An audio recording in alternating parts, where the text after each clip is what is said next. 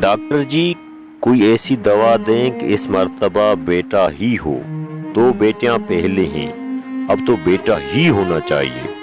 Doctor medical science میں ایسی کوئی دوائی نہیں ہے.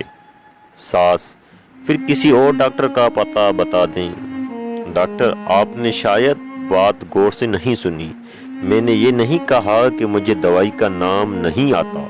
میں نے یہ کہا کہ میڈیکل سائنس میں ایسی کوئی دوائی نہیں ہے.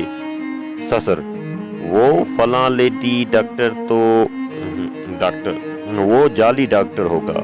اس طرح کے دعوے جعلی پیر فقیر حکیم وغیرہ کرتے ہیں، سب فراد ہیں.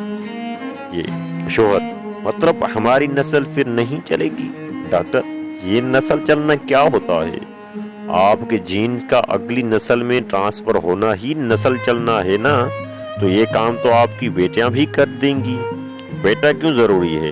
ویسے آپ بھی عام انسان ہیں. آپ کی نسل میں ایسی کیا بات ہے جو بیٹے کے ذریعے ہی لازمی چلنی چاہیے؟ سسر میں سمجھا نہیں.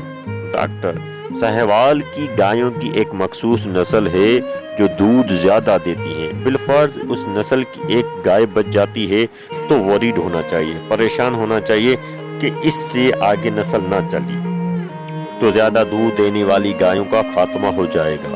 طوطوں کی ایک مخصوص قسم باتیں کرتی ہیں. بالفرض اس نسل کا ایک طوطی بچ جاتی ہے تو فکر ہونی چاہیے کہ اگر یہ بھی مر گئی تو اس نسل کا خاتمہ ہو جائے گا. آپ لوگ عام انسان ہیں، باقی 6-7 ارب کی طرح. آخر آپ لوگوں میں ایسی کون سی خاص بات ہے؟ سر ڈاکٹر صاحب کوئی نام لینے والا بھی تو ہونا چاہیے نا. ڈاکٹر آپ کے پردادے کا کیا نام ہے؟ سر وہ میں اچھا ڈاکٹر مجھے پتا ہے آپ کو نام نہیں آتا. آپ کے پردادا کو بھی یہی ٹینشن ہوگی کہ میرا نام کون لے گا، اور آج اس کی اولاد اس کا نام بھی پتا نہیں اسے. ویسے آپ کے مرنے کے بعد آپ کا نام کوئی لے یا نہ لے آپ کو کیا فرق پڑے گا؟ آپ کا نام لینے سے قبر میں پڑی آپ کی ہڈیوں کو کون سا سرور آئے گا؟ علامہ اقبال کو گزرے کافی عرصہ ہو گیا، آج بھی نصاب میں ان کا ذکر پڑھایا جاتا ہے. گنگا رام کو مرے ہوئے کافی سال ہو گئے، لیکن لوگ آج بھی گنگا رام ہسپتال کی وجہ سے گنگا رام کو نہیں بھولے. ایدھی صاحب مر گئے لیکن نام ابھی بھی زندہ ہے اور رہے گا. کچھ ایسا کر جاؤ کہ لوگ تمہارا نام لیں، بے شک تمہاری نسلیں تمہیں بھول جائیں.